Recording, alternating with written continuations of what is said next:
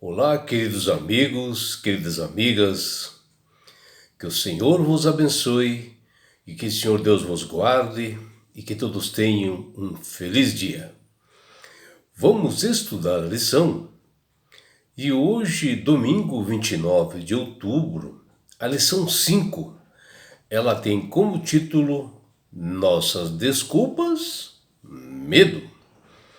A lição de hoje está baseada no livro de Naum, no capítulo 1, versículo 1, Naum, capítulo 3, versículos de 1 a 4, 2 Reis, capítulos 17, versículos 5 e 6, e capítulo 19, versículos 32 até 37.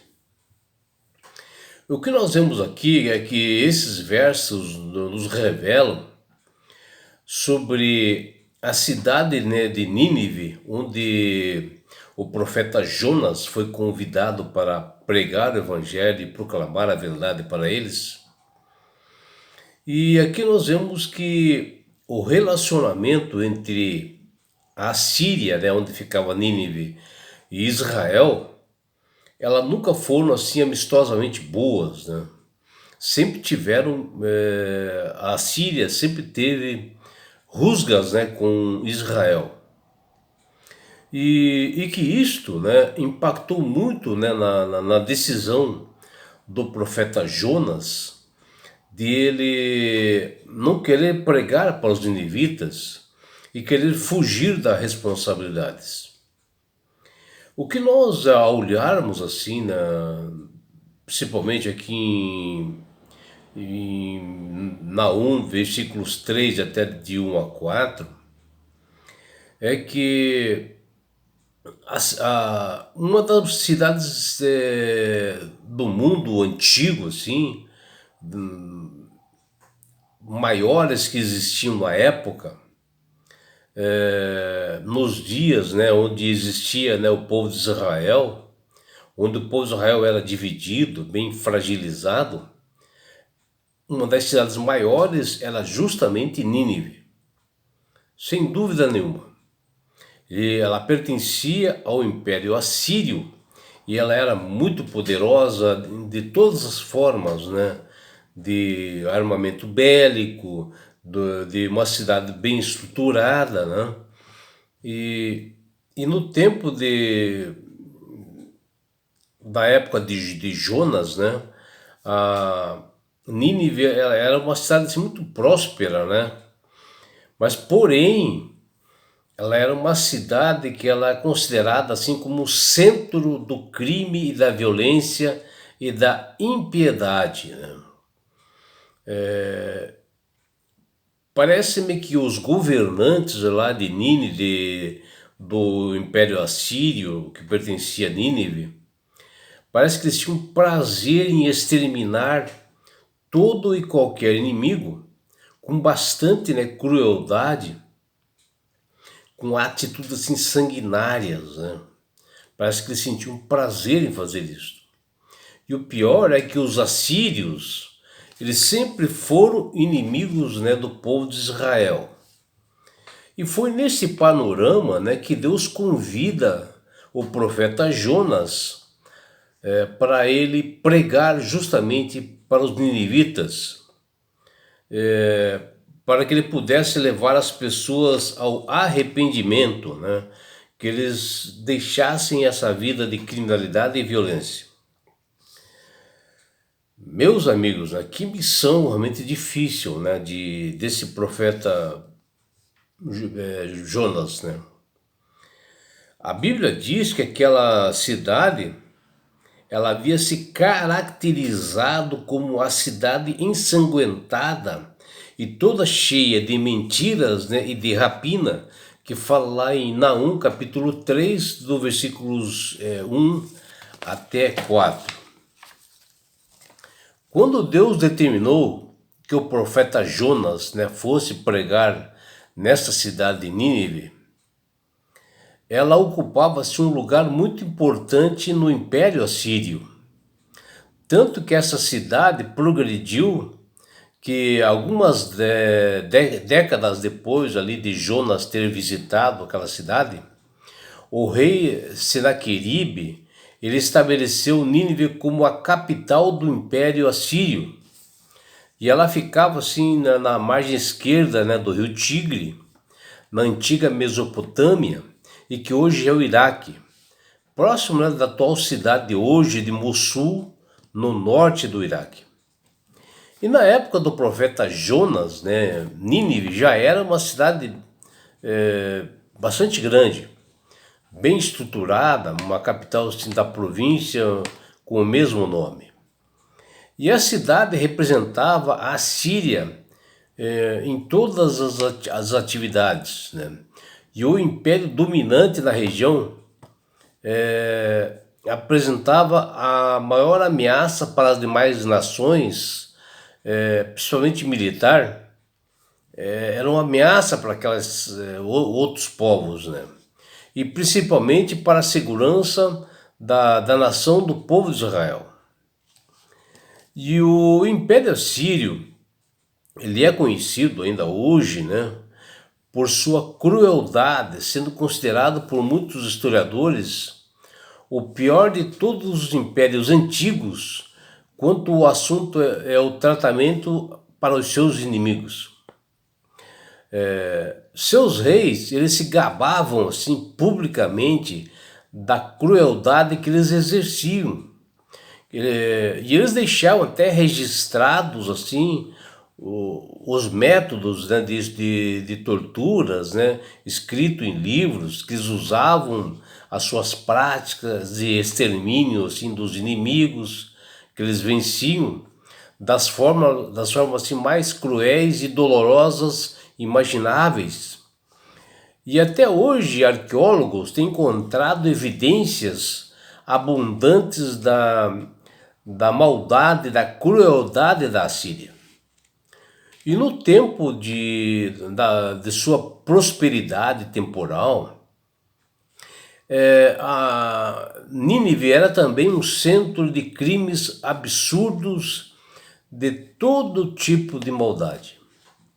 A inspiração caracterizou Nínive como uma cidade sanguinária, toda cheia de mentiras e roubos, que fala no livro de Naum, no capítulo 3, versículo 1, que ela é retratada como uma cidade no qual sempre havia vítimas, né, com violência, assassinatos, e muito comum para seus habitantes, que eles levavam normalmente isto. E a crueldade não tinha limites. O profeta Naum comparou Nínive a um leão devorador. Mas Nínive era uma cidade assim, bela, atraente, né, magnífica, onde o rei Senaqueribe expandiu a cidade assim, ele fez assim belas construções, modernizou o palácio, que ficava a sudoeste, tinha uma altura de 503 metros, né, por 242 metros de largura, e possuía 8 cômodos. Era um palácio assim, confortável e luxuoso.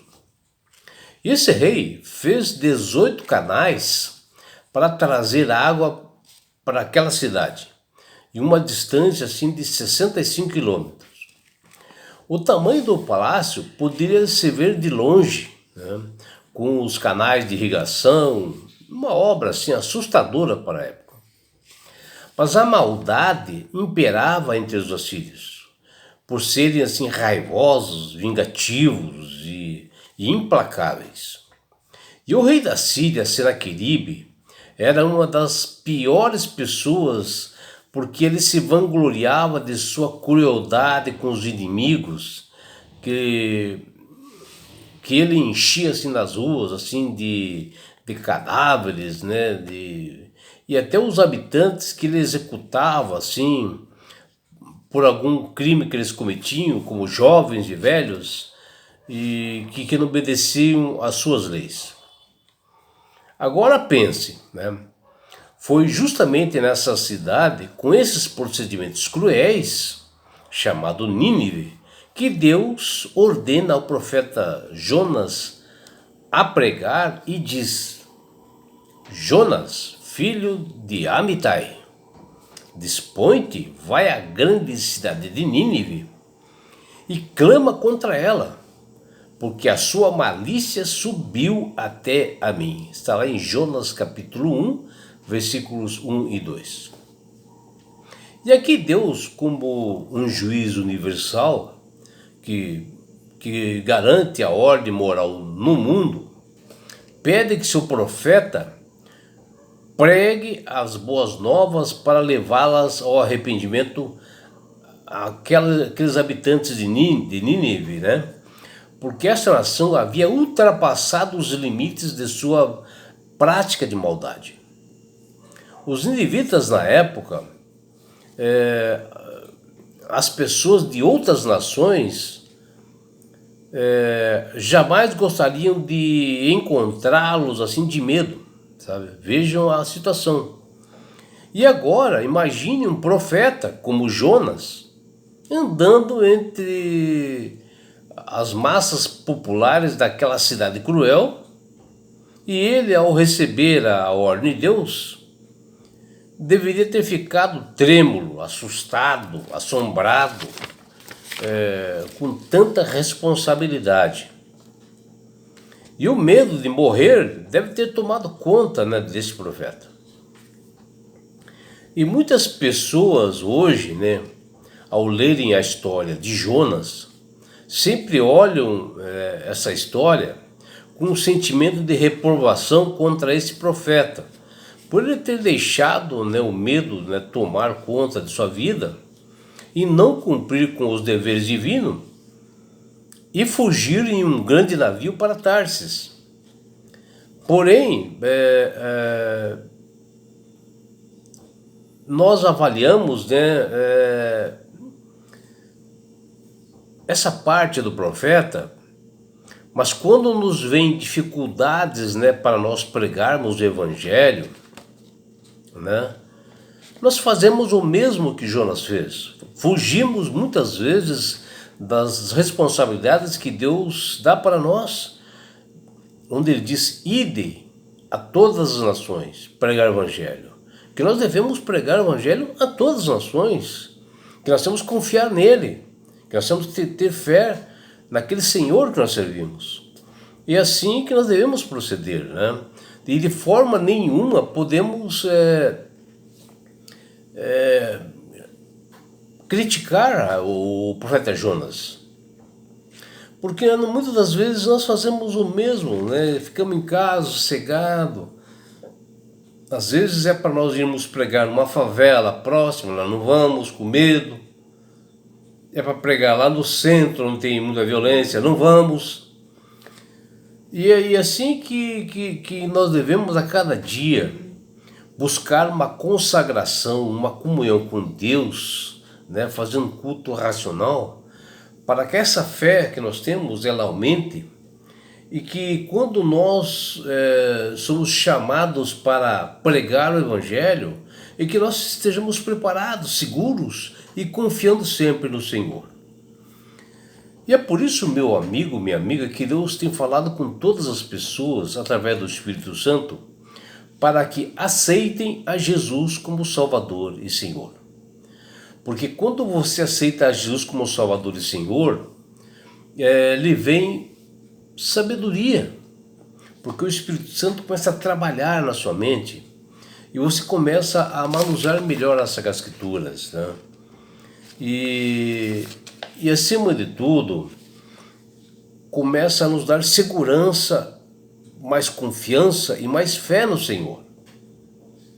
Porque quando nós tivermos desafios, né, como pregar o evangelho, proclamar a verdade para que as pessoas obedeçam os estatutos e mandamentos de Deus, e que só aceitem a Jesus como Salvador e Senhor, que só serão salvas através dele, Jesus, justamente isso, nós vamos nos sentir seguros. E assim nós vamos pregar, porque o Senhor promete estar conosco todos os dias até a consumação do século. E não é só isso, meu amigo, minha amiga. Quando você aceita Jesus como Salvador e Senhor, você ganha de Deus esse presente que chama-se salvação. E com isto, Jesus vai levar-te para as mansões celestiais. Um lugar onde não haverá mais dores, mais morte, mais aflições. E sabe por que Deus quer fazer isto com você, meu amigo? Com você, minha amiga? Porque Jesus te ama. Abraços do seu amigo João Carlos Amorim.